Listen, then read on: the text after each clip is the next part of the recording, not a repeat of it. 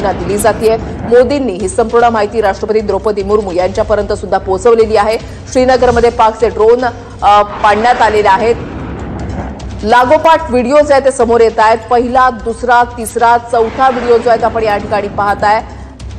Drone कशा पद्धतीने आपल्या एअर डिफेन्स सिस्टीमने पाडलेले आहेत त्याचे व्हिज्युअल्स जे आहेत ते समोर येत आहेत। पाचवा व्हिडिओ आपण या ठिकाणी पाहताय। ज्या वेळेला लागोपाठ ड्रोनने हल्ले करण्यात आलेले होते पाकिस्तानकडून, त्या ड्रोन हल्ल्यांना चोख प्रत्युत्तर देण्यात आलेले आहे। श्रीनगरमध्ये मोठ्या स्फोटाचा आवाज जो आहे तो ऐकायला मिळालेला आहे।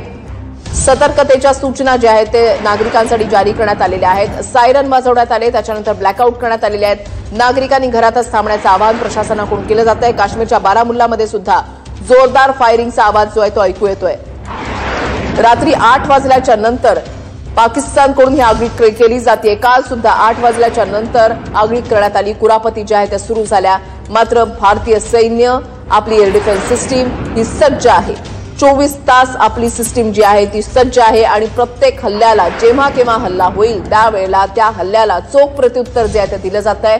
राजस्थानमध्ये आतापर्यंत 30 ड्रोन जे आहेत ते निकामी करण्यात आलेले आहेत। जम्मू काश्मीरच्या नगरोटामध्ये पाकचा ड्रोनच्या माध्यमातून हल्ला, मात्र हा ड्रोनचा हल्ला सुद्धा निष्क्रिय झालेला आहे।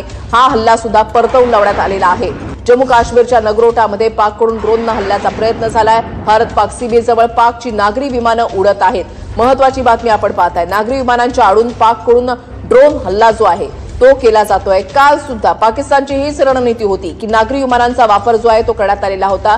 त्यांनी त्यांची हवाई हद्द जी आहे ती बंद केलेली नव्हती आणि रात्री 7:30-8च्या नंतर या ठिकाणी नागरी विमानांचा वापर त्यांच्या हद्दीमध्ये जो आहे तो करण्यात आलेला होता, जेणेकरून या नागरी विमानांच्या आडून त्यांच्याकडून ड्रोन आणि मिसाईलचे हल्ले जे आहेत ते केले जातील। मात्र भारताकडून त्याला चोख प्रत्युत्तर दिलं जात आहे।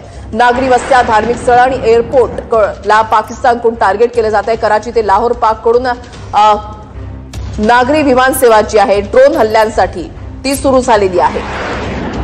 पाकिस्तानची वेगळीच खेळी जी आहे ती म्हणावी लागेल। माणुसकी शून्य पाकिस्तान, त्याला कुठलीही पर्वा नाहीये। फक्त भारतावर हल्ले करणं, भारताच्या नागरिकांवर हल्ले करणं, नागरी वस्त्यांना टार्गेट करणं, धार्मिक स्थळांना टार्गेट करणं, एअरपोर्टना टार्गेट करणं, एअरबेसना टार्गेट करणं, एवढंच त्यांचं लक्ष राहिलेलं आहे। मात्र भारताकडून त्याला चोख प्रत्युत्तर दिलं जात आहे। पोखरणमध्ये पाककडून तुर्कीच्या ड्रोनद्वारे हल्ला करण्यात आलेला आहे। हेच तुर्कीचे ड्रोन आहेत जे निष्फळ ठरलेले आहेत, निष्क्रिय ठरलेले आहेत। त्याच्या प्रत्येक हल्ल्याला, या प्रत्येक ड्रोनला पाडण्यात आलेला आहे, निष्क्रिय करण्यात आलेला आहे। भारतीय एअर डिफेन्स सिस्टीमनं निष्क्रिय केलेले आहे। बारामुल्लामध्ये 8 ते 10 स्फोटांचे आवाज जे आहेत ते ऐकू आलेले आहेत। पाकिस्तानमध्ये काही ठिकाणी हल्ला झालेला आहे। बारामुल्लामध्ये 8 ते 10 स्फोटांचे आवाज जे आहेत ते ऐकू आलेले आहेत। नापाक हल्ले करून पाकिस्तान पुन्हा एकदा तोंडघशी पडतंय, सातत्यानं तोंडघशी पडतंय। कोणकोणत्या भागांमध्ये ड्रोन आणि मिसाईलच्या